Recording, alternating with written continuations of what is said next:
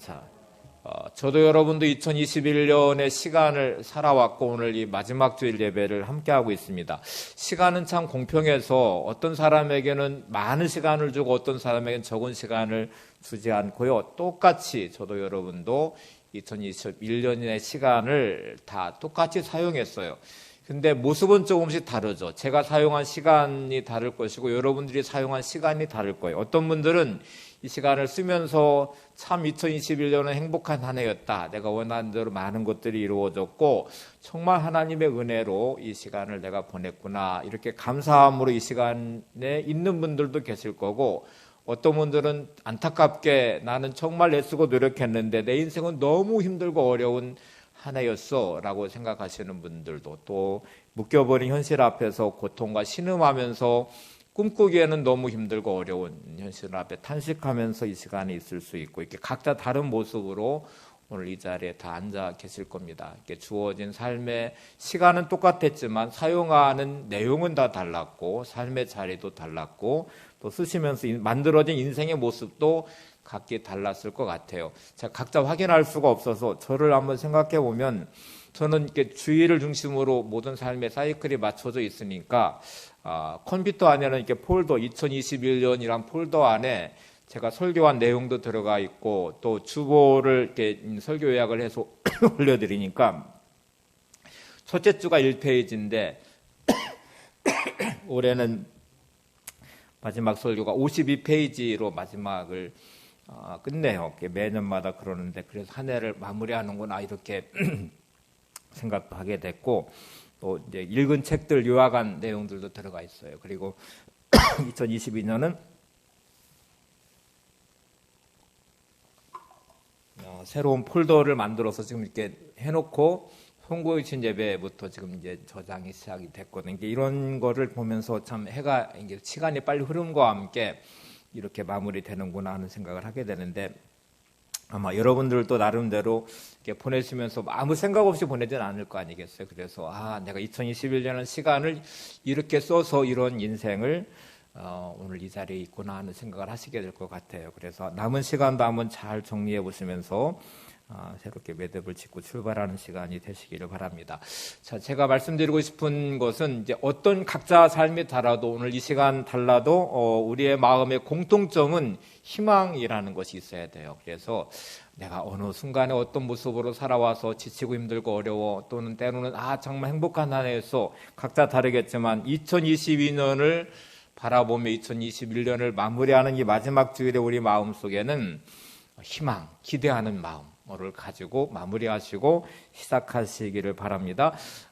현실이 아무리 힘들고 어려워도 지쳐서 이렇게 탈진돼 있으면 이게 이제 영적 무기력함도 오지만 육체적으로도 피곤하고 지치고 꿈꿀 수 없는 나의 삶이 모든 삶의 에너지를 뺏어가면 이게 이제 무기력증에 빠지기도 하고 또 증상이 심해지면 우울증이 생기기도 하고 이렇게 이제 병적으로 가기도 하죠. 또 꿈꿀 수 없는 현실 앞에 답답한 나의 삶이 희망이 없는 삶이라면 아마 신앙적으로도 타격을 받았을 거예요. 그래서 아마 타성에 젖은 신앙 안에 기대할 것이 없는 믿어봐야 뭐해, 예배를 많이 드려봐야 뭐해, 기도해봐야 뭐해, 내 삶에 변화가 없는데 아마 이런 생각이 묶여 있으면 예배 드리는 것도 형식적일 것이고 오늘 내 신앙에 힘이 없는 그냥 타성에 젖은 습관적인 신앙의 모습으로 이 자리에 있을 수도 있습니다. 그러나 오늘 이 시간 우리가 소망하는 것은 이 모든 것들을 뛰어넘는 하나님이 주시는 힘과 능력으로 새로워지시고 또 꿈과 기대함으로 변화되는 시간이 되기를 바랍니다. 오늘 본문의 내용이 이거를 담고 있어요. 이사야서의 전체 내용은 오늘 40장을 기점으로 해서 하나님이 계속 이스라엘 백성의 이 타락함에 대해서 책망을 하시면서 심판을 계속 선언하세요. 이사야를 통해서 나라가 이렇게 타락하고 온 백성이 타락했으니 하나님이 이 나라를 멸망시킬 것이라는 말씀도 하시거든요. 그래서 바벨론 나라를 들어서 치셔서 이 나라가 멸망할 것이다 하고 죄를 신랄하게 비판하고 책망하는 말씀으로 이어져 있는데 이제 이스라엘 백성들이 이 말씀을 계속 들으면서 이 영적으로도 낙심이 돼 버렸어요. 내가 믿어봐야 뭐야, 하나님을 찾아보지만 하나님은 숨어 계신 하나님이시고 나는 하나님을 사랑하지 않나 봐. 내 인생은 하나님께서 이렇게 사랑하지 않으시고 버리신 인생 같아 하는 이 탄식과 절망과 절규가 그들의 영적인 분위기였어요. 그래서 오늘 본문의 시작은 이렇게 시작합니다. 이사야 40장 27절을 보세요. 야곱아 어찌하여 내가 말하며 이스라엘아 내가 이르기를 내 길은 여호와께 숨겨졌으며 내 송사는 내 하나님에게서 벗어난다 하느냐. 자, 야곱이라는 이 단어는 이스라엘을 지칭하는 단어예요. 이스라엘 백성들이 마치 여러분을 향해서 이렇게 개인적으로 말할 때는 이름을 넣으면 되겠죠. 어찌하여 내가 말하며 이스라엘아 내가 이르기를 내 길은 여호와께 숨겨졌으며 내 송사는 내 하나님에게서 벗어난다 하느냐. 좀 이렇게 어려울 것 같아서 제가 풀어서 한번 다시 설명을 해드려 볼게요. 이런 뜻입니다. 이스라엘 백성들아 어찌해서 너희들이 이렇게 말하냐. 하나님은 우리의 이런 어려운 사정에 전혀 관심을 기울이지 않으시며 우리가 아무리 기도해도 전혀 응답해 주시지 않는다고 기운 없고 맥 빠진 소리를 하면서 왜 절망하고 있느냐 이런 뜻이에요. 다시 좀 설명해 드리면 내가 기도해봐야 뭐해 하나님이 응답을 안 해주시는데 나한테는 숨어 계신 하나님이시고 그래서 나를 사랑하지 않으시나 봐. 하나님은 내 인생을 사랑하지 않으시나 봐. 이렇게 생각하니까 기운 없고 맥 빠지고 절망스러운 모습으로 서 있는 모습을 지금 표현한 내용이에요. 자, 여러분, 지금 이제 이 상황에 대해서 어떤 분들은 공감하실 거예요. 내 인생은 정말 이렇게 해도 뭐 안 돼. 내가 아무리 애써보지만 희망이 없는 것 같아. 정말 끝난 것 같아. 나에게는 뭔가 기대할 만한 것이 없어. 이럴 수도 있고, 그냥 타석에 젖어서 그냥 형식적인 신앙으로 이 자리에 있을 수도 있는데, 오늘 제가 드리고 싶은 말씀은 이사야서 오늘 이 본문 뒤에 나온 구절들이 그런 것인데 우리를 향해서 인생이 아직 끝나지 않았다고 말씀하세요. 결론이면 끝 이렇게 말하는데 아직 우리에게는 22년이란 시간이 기다리고 있어요. 그리고 우리의 인생의 시간은 아직 끝나지 않았기 때문에 끝나지 않았다는 말은 아직 우리에게 기회가 있다는 말이고 변화될 수 있다는 말이기도 하고 그 변화의 중심에 하나님이 계시다는 것을 오늘 말씀하고 있습니다. 다시 말하면 오늘 이 마음속에는 아직 끝난 게 아니야. 이게 내 인생의 결론이 아니야. 나도 변화될 수 있어. 그럼 어떻게 변화될 거예요? 이렇게 물으시면 오늘 내 마음속에 외치는 답은 하나님이 계시잖아.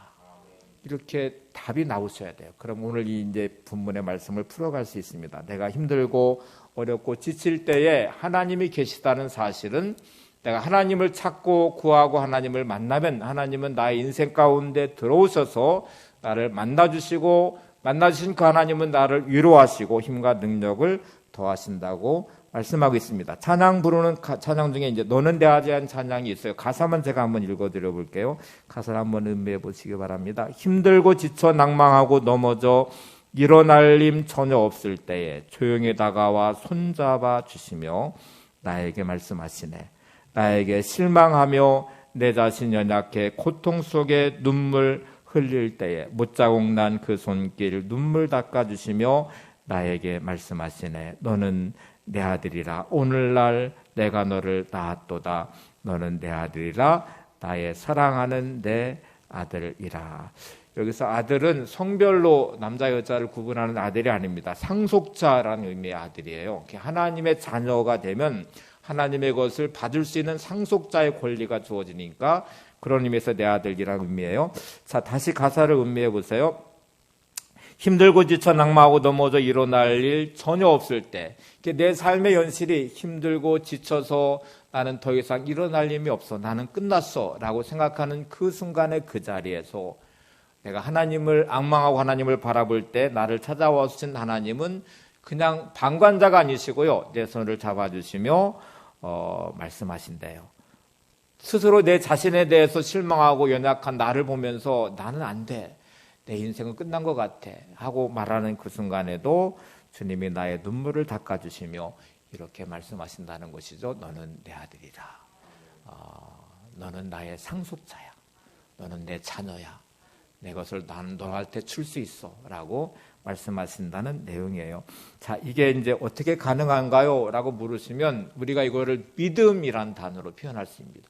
믿음이 뭡니까? 하고 물으면 믿음은 하나님을 신뢰하는 것입니다. 하나님을 바라보는 거예요. 내 삶의 현실이 어떤 현실이든지 간에 거기에 묶이지 않고 그 실패자의 자리든 고통의 자리든 절망의 자리든 끝났다고 생각하는 희망이 없는 자리든지 간에 나는 내 시선을 눈을 들어서 하나님을 바라볼 때에 그 하나님을 향해서 기대하고 소망하는 이 마음가짐이 있다면 그것은 믿음의 자리입니다. 믿음이 있는 그곳에는 하나님이 역사하시고 믿음이 있는 그곳에 하나님이 찾아오셔서 만나주신다고 말씀하고 있어요.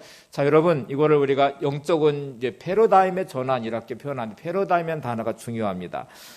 내가 하나님을 만나면 그것이 하나님의 임재하심이 있고 경험할 때 은혜가 임하게 되고 은혜가 임하면 내 인생은 새롭게 해석이 되고 변화의 자리에 설 수 있을 때 이것을 영적 패러다임의 전환 이렇게 표현할 수 있어요. 자, 이제 패러다임이라는 단어가 중요하죠. 스티븐 코비라는 분이 패러다임이라는 단어를 이렇게 해석을 했어요. 성공하는 사람 7가지 습관이라는 책이 있습니다.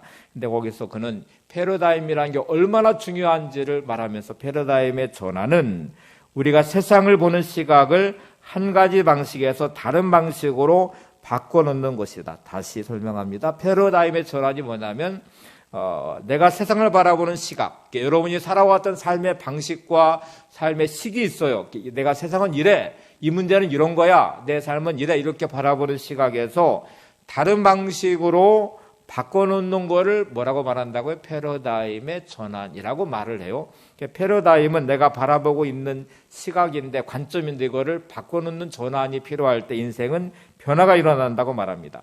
그리스도인의 패러다임의 전환은 여러분의 삶의 자리에서 믿음으로 하나님을 바라보고 하나님을 의지하고 하나님을 소망하는 그 관점을 내가 가지고 잠잠히 하나님을 바라보면 그것이 예배가 되고 기도가 되고 말씀 묵상이 되고 그러면서 하나님을 경험하는 순간에 완전히 다른 방식의 인생을 보게 될 것이고 다른 인생의 길을 보게 될 것이고 다른 인생의 길을 가게 된다는 것을 지금 말씀하고 있어요. 스티븐 코비는 패러다임의 전환이라는 것을 설명하기 위해서 그는 경험했던 한 가지 이야기를 책에서 소개를 합니다. 그가 지하철을 타고 가는데 어느 날 그 지하철 안에 2명의 어린 아이들이 막 시끄럽게 막 낄낄거리며 서로 막 왔다 갔다 하면서 소란스럽게 했어요. 이게 거기 지하철을 탄 모든 사람들의 눈살을 찌푸리게 하고 스티븐 코비 박사도 자기가 깊이 뭔가를 생각하면서 조용히 가고 싶은데 두 아이들이 막 떠들면서 우왕좌왕 왔다 갔다 하니까 너무 산만하고 신경이 쓰이고 이제 짜증이 나고 화가 나기 시작했어요. 그런데 이 두 아이의 부모가 누군가를 봤더니 그 앞에 앉은 한 분이 지그시 눈을 감고 있는데 분명히 부모인 것 같은데 이 두 아이를 말리지 않아요. 그냥 방치하듯이 그렇게 떠들고 시끄럽게 하고 많은 사람에게 폐를 끼치는데 가만히 있는 그 부모에 대해서 화가 났어요. 그래서 참다가 그는 그 사람에 가서 선생님, 이 두 아이들이 이렇게 시끄럽게 하고 지금 막 장난을 치고 온 사람들을 불편하게 하고 신경 쓰이게 하고 그렇게 하는데 왜 이 아이들을 조용히 시키지 않는 겁니까? 이 아이들을 좀 자제시키고 그렇게 해야 되는 게 부모의 역할이 아닙니까? 이렇게 따지듯이 물었어요.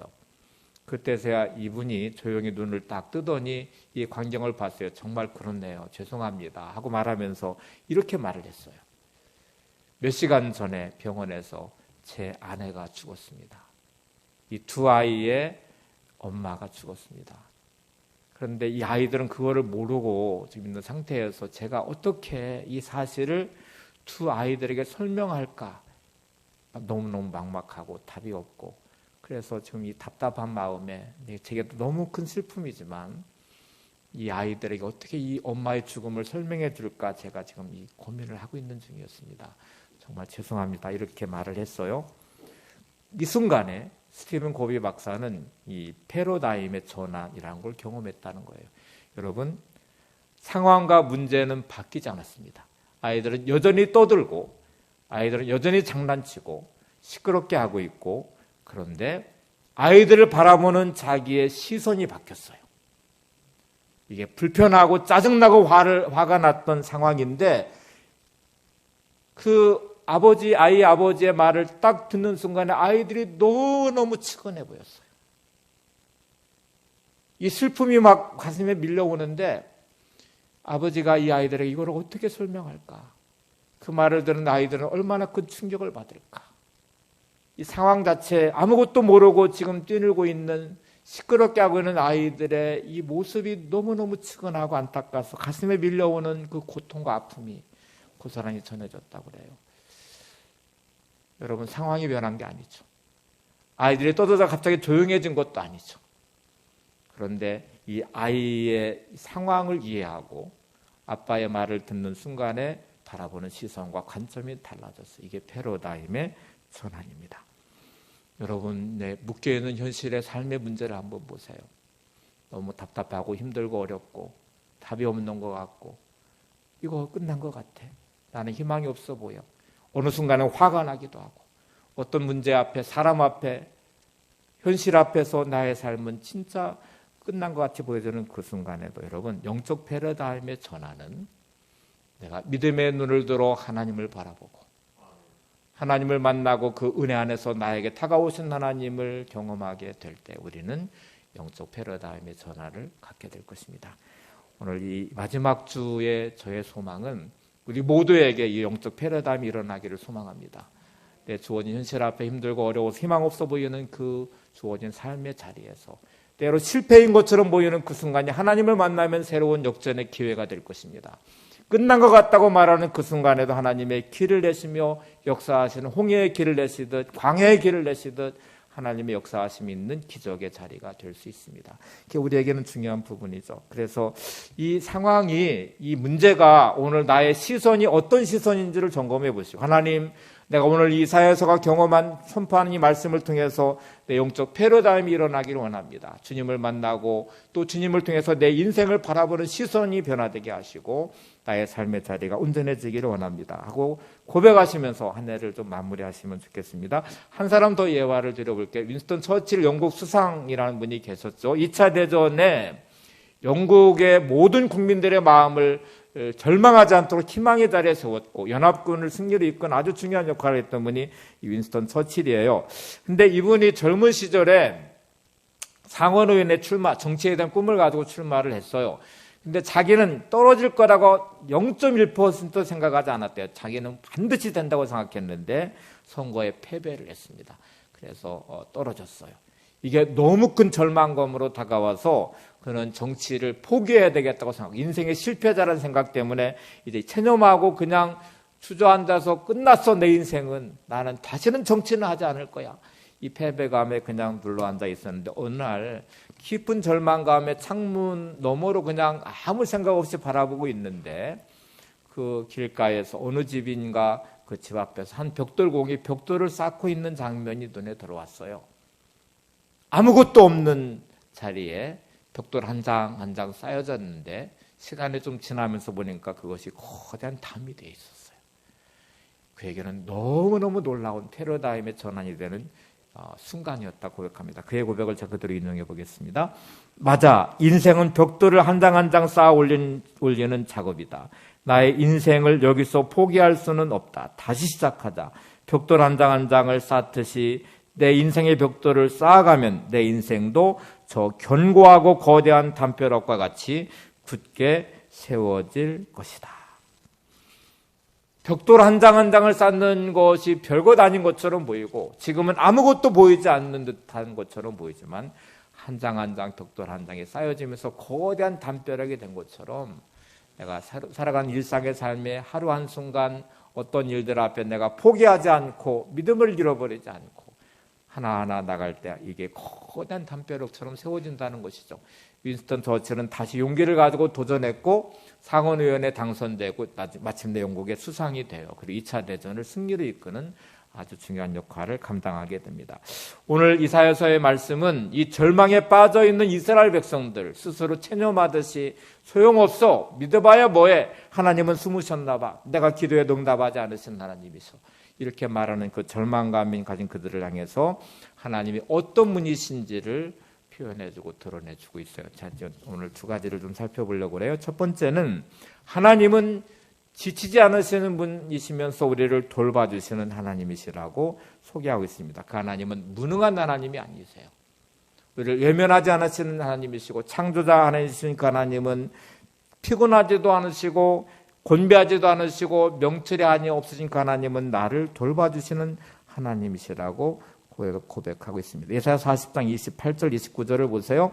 너는 알지 못하였느냐 듣지 못하였느냐 영원하신 하나님 여호와 땅끝까지 창조하신 이는 피곤하지 않으시며 곤비하지 않으시며 명철이 한이 없으시며 피곤한 자에게는 능력을 주시며 무능한 자에게는 힘을 더하시나니. 자, 이제 중요합니다. 여러분, 내 삶에서 하나님이 어떤 분이신지에 대한 이 생각, 이 패러다임의 전환이 중요합니다. 하나님은 무능하신 하나님이 아니세요. 하나님은 나와 상관없는 하나님이 아니시라 창조자 하나님이세요. 나를 만드신, 이 땅을 만드신 그 하나님은 피곤하지도 곤비하지도 않으시고 명철이 한이 없으신 하나님이신데, 그런 하나님은 나를 돌봐주시는 하나님이세요. 내 인생에 다가오시고 나의 손을 잡아주시고 나의 힘과 능력을 주시는 하나님이심을 오늘 이사야서는 말씀하고 있습니다. 오늘 이 하나님을 꼭 만나셔야 됩니다. 하나님을 향한 내 마음이, 맞아, 하나님은 나를 정말 사랑하시는 하나님이셔. 하나님은 나의 창조자이신 하나님이셔. 그 하나님은 피곤하지도 지치지도 곤비하지도 않으시고 명철이 한이 없으신 하나님. 그 하나님이 나를 만나주시면, 나를 돌봐주시면 내 인생은 새로워질 수 있어 하는 믿음이 이제 필요한 것이죠. 한 해를 이렇게 살아오고 나서 돌이켜보면 우리 입술에서 드려야 될 고백은 하나님의 은혜입니다 하는 고백이에요.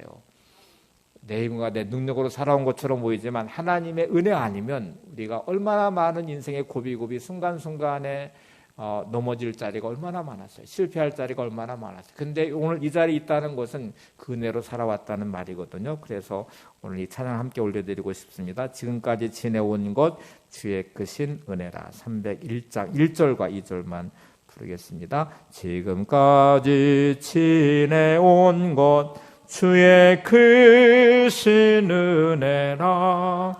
한이 없는 주의 사랑 어찌 이루 말하랴.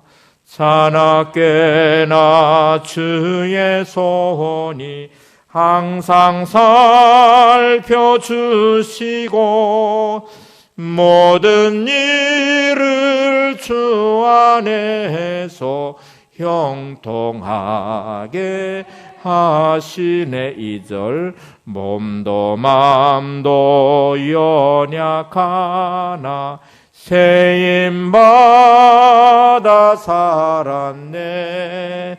물붓듯이 부으시는 주의 은혜 족하다. 사랑 없는 거리에 나 험한 산길에 맬 때 주의 손을 굳게 잡고 찬송하며 2절만 다시 부르죠. 몸도 맘도 연약하나 세임받아 살았네. 물붓듯이 부으시는 주의 은혜 족하다. 사랑 없는 거리에 나 험한 산길에 맬 때 주의 손을 굳게 잡고 찬송하며 가리라. 자, 믿음이라는 것, 하나님을 바라보는 것이라고 했습니다. 하나님을 신뢰하는 것인데 기대하는 것이라고 했어요. 그러면 하나님을 바라볼 때 그 하나님은 창조자 하나님이시고 피곤하지도 곤비하지도 않고 지치지 않으시는 그 하나님이 나에게 은혜 주시고 나를 돌보시는 하나님이라고 고백하는 믿음의 자리가 첫 번째고요. 이 마음을 가지시면 두 번째가 참 중요합니다. 그 하나님은 그냥 하나님이 아니라 힘이 크신 하나님이시고 우리에게 새 힘을 주시는 하나님이세요. 내 문제의 답이 되시는 하나님. 무능한 나에게 힘을 주시고 연약한 나에게 힘을 주시고 실패자인 나를 일으켜 세우시는 하나님이시란 말씀이에요. 그래서 이 40장에 보시면 12절부터 26절까지는 하나님이 크신 분이라는 것을 계속 강조해 오다가 27절에서는 그 하나님이 힘을 주시는 분이라고 소리 높여 외치고 있습니다. 29절 31절 말씀을 한번 보시겠어요? 이사야 40장 29절에 31절 같이 보세요. 피곤한 자에게는 능력을 주시며 무능한 자에게는 힘을 더하시나니 소년이라도 피곤하며 곤비하며 장정이라도 넘어지며 쓰러지되 오직 여호와를 앙망하는 자는 새 힘을 얻으리니 독수리가 날개치며 올라감 같을 것이요 다른 박질하여도 곤비하지 아니하겠고 걸어가도 피곤하지 아니하리로다. 자, 여기는 하나님에 대해 중요한 두 가지를 지금 말하고 있어요. 하나는 네가 하나님을 앙망하고 바라봐서 하나님을 만나면 반드시 너의 인생은 회복될 거야. 너의 인생은 새로워질 거야. 너의 인생은 승리하게 될 거야 하는 말씀이 큰 뜻으로 담겨져 있어요. 하나님을 만나면 그냥 있는 게 아니라 하나님은 반드시 너의 삶의 어떤 부분이든 회복해 하셔서 반드시 너는 승리하게 될 거야. 그 방법이 뭐냐면 힘을 주시는 것으로 승리하게 하신다는 것이거든요. 힘을 주시는 하나님의 약속인데, 자, 힘을 준다는 말씀이 두 번 이제 달라요. 29절에 나와 있는 무능한 자에게 힘을 더하신다는 말씀하고 31절에 새 힘을 얻으리니라는 말씀은 원어적 의미로 보면 달라요. 어떻게 다르냐면 29절에 무능한 자에게 힘을 더하신다는 말은 마치 무능하다는 말은 기력이 다해서 그냥 탈진돼 버린 거예요. 근데 거기에 하나님이 힘을 더하시면 마치 여러분 보약을 먹듯이 기운을 복돋아 준다는 말이에요.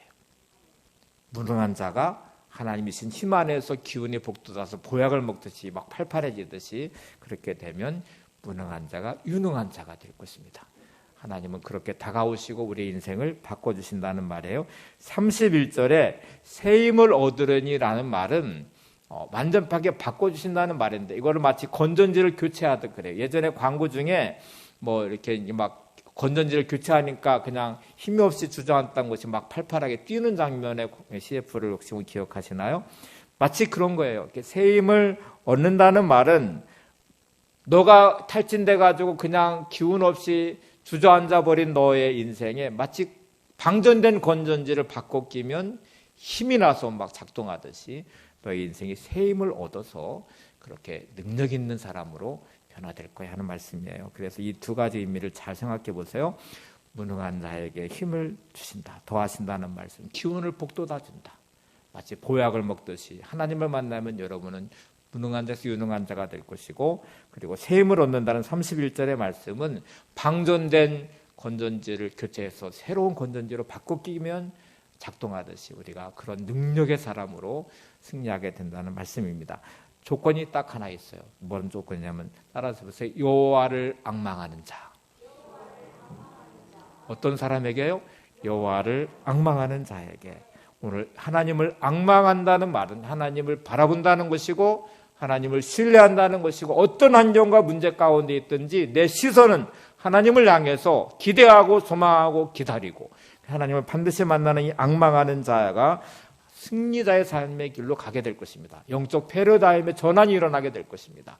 내가 살아왔던 길과는 완전히 다른 새로운 길을 보게 될 것이고 하나님 인도하심의 새로운 차원의 인생을 살게 될 것입니다. 그래서 파스칼은 이제 가장 중요한 게 여호와를 앙망하는 것인데 진짜 불행한 사람은 이 자리에 서지 않는 사람이에요. 그래서 이런 말을 파스칼이 했어요. 인간의 가장 큰 불행은 잠잠히 하나님만을 바라보는 시간과 여유를 갖지 않는 것입니다. 여러분 2021년에 나의 가장 큰 불행이 뭘까를 생각해 보시면 진짜 중요한 순간에 여러분이 중요한 문제 앞에서 때로 고통스러운 현실 앞에서 관계 앞에서 때로는 실패한 것 같은 자리에서 내가 하나님을 앙망하고 바라봐서 하나님이 주신 새로운 영적 패러다임이 일어나지 않았기 때문에 그냥 온통 그 길만이 내 길인 줄 알고 낙심하고 절망하고 분노했던 내 삶의 문제가 진짜 불행이에요. 어쩌면 그 순간 하나님은 여러분을 기다리고 계셨을지 모릅니다. 네가 나를 바라보았으면, 네가 나를 의지했으면, 네가 나와 함께 내가 앙망하는 자가 돼서 내가 너한테 새 힘을 주었으면 너는 그 자리가 역전시키는 자리가 될 수 있었을 거야. 너의 실패가 성공의 기회가 될 수 있었을 거야. 너의 인생의 전환점이 될 수 있었을 거야. 홍해 앞에 절망하는 자리가 아니라 잠잠히 하나님을 바라보며 기다리면 홍해의 길을 내신 하나님을 만나듯이 그 길을 건너서 가나안으로 갈 수 있듯이 너의 인생은 기회였어. 이렇게 말씀하시는 안타까움이 있을 수 있잖아요. 그래서 파스칼은 인간의 가장 큰 불행이 뭐냐면 하나님만을 바라보는 시간과 여유를 갖지 않은 것입니다. 여러분 2021년의 시간에 오늘 이 시간이 있으셨나요? 오늘 여러분에게 변화의 자리가 되시기를 바랍니다. 내가 하나님을 앙망하는 사람이 되겠습니다. 여호와를 의지하는 사람이 되겠습니다. 이 고백이 필요하죠. 자, 여러분 여호와를 앙망하면 세 가지의 신앙의 변화가 생깁니다. 어떤 변화가 생기는지 보세요. 첫 번째는 올라가는 신앙을 갖게 된다고 말하고 있고요. 두 번째는 달려가는 신앙을 갖게 된다고 하고 있고, 세 번째는 성취하는 신앙을 갖게 된대요. 자, 여호와를 앙망하면 하나님이 새 힘을 주시고 기운을 북돋아 주시고 보약을 먹듯이 건전지를 교체하듯이 새 힘을 얻게 된다고 말씀하는데, 그렇게 되는 순간에 우리는 어떤 신앙으로 변화되냐면 올라가는 신앙과 달려가는 신앙과 성취하는 신앙으로 변화가 됩니다. 올라가는 신앙을 가지면 이게 이제 꿈과 비전의 사람이 되는 거예요. 꿈이 없는 내 인생에, 꿈꿀 수 없는 내 삶에 하나님을 만나는 순간에 꿈꾸는 비전의 사람으로, 꿈의 사람으로 변화가 됩니다. 현실에 답답함이 묶이지 않고 꿈의 사람이 될 것입니다. 모세가 80세의 나이에 광야에서 그는 인생이 끝난 것 같은 끝자락의 순간이었어요. 나이로도 그렇고 현실로도 그렇고 그의 삶은 그 어떤 것도 희망이 없어 보이는, 여전히 장인어른의 양을 치는 목동에 불과한 그의 인생 가운데 하나님이 찾아와서 만나주셨어요. 그리고 그에게 꿈을 주셨어요. 비전의 사람이 되게 하셨어요. 끝난 것 같은 그의 인생에 이스라엘 백성을 구원할 구원자가 되도록 그들의 삶을 다시 세워서 애굽의 종살이부터 가나안을 인도하는 역할을 감당하는 하나님의 사람으로 그를 세우셨어요. 오늘 이 놀라운 변화가 있기를 바랍니다. 꿈꾸선 현실 앞에 내가 여호와를 앙망하며 하나님을 만나는 순간에 우리는 올라가는 신앙, 꿈의 사람, 비전의 사람이 될 것입니다. 두 번째는 달려가는 신앙, 이게 열정의 사람이에요. 달려간다는 말은요, 막 내가 힘있게 뭔가 막 힘차게 걸어가는 것에서 도약하는 거잖아요. 우리 인생은 열정이 필요해요. 지치지 않는 열정, 낙심하지 않는 열정, 포기하지 않는 열정. 그래서 윈스턴 처치는 성공에 대해서 이렇게 말합니다. 성공이라는 것, 성공은 실패의 실패를 거듭하더라도 조금도 열정을 잃어버리지 않는 것이다. 내 삶에 끝없이 힘을 빼버리고 낙심하게 만드는 현실 앞에 많은 문제들이 있지만 내가 하나님을 만나고 새 힘을 주시는 하나님 앞에서 우리는 열정의 사람이 될 것입니다. 지치지 않는 사람이 될 것이고, 실패해도 또 일어서고 낙심하지 않고 좌절하지 않고 일어서는 승리자의 길을 가게 될 것입니다. 그리고 그 결론의 끝은 성취하는 신앙, 성공자의 삶으로 세워지게 될 것입니다. 나의 힘이 되신 여호와여, 내가 주님을 사랑합니다. 주시는 힘과 능력으로 내가 오늘도 이 믿음의 길을 벽돌 하나하나를 쌓아가듯 씨앗을 뿌리며 수고하여서 그 열매를 거두는 자리까지 가듯이 반드시 나의 삶의 모든 수고는 승리자의 자리에, 성취하는 자리에 서기를 원합니다. 리빙스턴이 아프리카의 선교의 문을 여신 분인데요. 중간에 많은 실족하고 실망한 일들이 많았는데 그가 실족과 실망의 자리에 자포자기하는 순간에 그의 변화는 하나님을 앙망하면서, 하나님을 바라보면서 생겼어요. 그래서 그는 이런 고백을 해요. 하나님을 앙망하며 의지함으로 나는 날마다 새 힘을 얻어 아프리카 정글을 복음으로 정복할 수 있었다. 어떻게 해요? 하나님을 앙망하면서 의지함으로 날마다 새 힘을 얻었어. 새 힘을 얻어서 아프리카 정글을 복음으로 정복할 수 있었다. 오늘 여러분 모든 삶의 자리에 묶이지 마시고, 현실에 묶이지 마시고 믿음으로 일어서시고 독수리 날개치며 올라가듯이 여러분의 모든 삶의 끝은 승리하는 신앙, 성취하는 신앙이 되시기를 바랍니다. 마지막 좀 예화 하나 드리고 마칠게요. 갯벌에 어느 갯벌에 진흙 벌판에 배 한 척이 올려져 있었어요. 그 무거운 배를 많은 사람들이 끌어다가, 배는 바다 위에 있어야 되잖아요. 물 위에 떠 있어야 되잖아요. 그런데 갯벌 위에 방치되어 버린 널브러져 있는 이 배를 보면서 많은 사람이 그거를 끌어서 바다로 가려고 해보지만 그들의 이미 역부족이었어요. 지치고 많은 사람들이 함께 해봤지만 배는 꿈쩍도 하지 않았어요. 우리의 인생은 마치 갯벌 위에 널브러져 있는 배와 같이 아무리 애쓰고 노력해도 꿈쩍하지 않아요. 변화되지 않아요. 희망 없어 보여요. 근데 여러분, 그렇게 널브러져 포기해버리고 끝난 것 같은 그 배에 밀물이 물려들면서 배는 바다 위에 떴습니다. 사람의 힘으로 되지 않던 것이 바다에 밀물이 들어오면서 배는 바다 위에 떠서 원하는 대로 갔어요. 그래서 이런 유명한 말이 생겼어요. 밀물이 항구에 있는 모든 배를 들어올린다. 우리가 오늘 필요한 것은 하나님의 은혜의 밀물에 때를 만나는 것입니다. 여호와를 앙망하는 자는 새 힘을 얻으리지. 오늘 이 고백은 하나님, 내 힘으로는 지치고 낙심하고 절망할 수밖에 없는데 오늘 하나님의 은혜의 밀물에 빌려와 하나님의 소원의 항구로 가는 인생 되기를 원합니다. 오늘 2022년의 여러분의 인생은 하나님의 밀물의 은혜 위에 띄워져서 소원의 항구에 이르는 복된 승리의 삶이 되시기를 바랍니다. 오늘 이 과정이 너무 중요해서 오늘 하나님 이 마지막 주의 이 예배가 내 영적 패러다임의 전환이 일어나게 도와주세요. 내가 살아갔던 인생의 길이 아닌 하나님이 주시는 길을 보게 하시고 세상을 바라보는 내 시선이 하나님을 바라보는 믿음의 눈을 갖게 하시고 그래서 여호와를 앙망하는 자 되게 하셔서 마치 하나님의 기운을 북돋아 보약을 주시듯이 내 인생을 새롭게 하시고 무능한 자에서 유능한 자가 되게 하시고 새 힘을 주시듯이 건전지를 바꿔 끼우듯이 하나님의 힘과 능력으로 오늘도 이 은혜의 밀물의 때 안에서 내 인생의 배가 떠올라 소원의 항구에 이르기를 원합니다. 하나님 믿음의 결단과 고백으로 승리하시기를 바랍니다. 주만 바라볼 줄 함께 찬양하고 기도하겠습니다.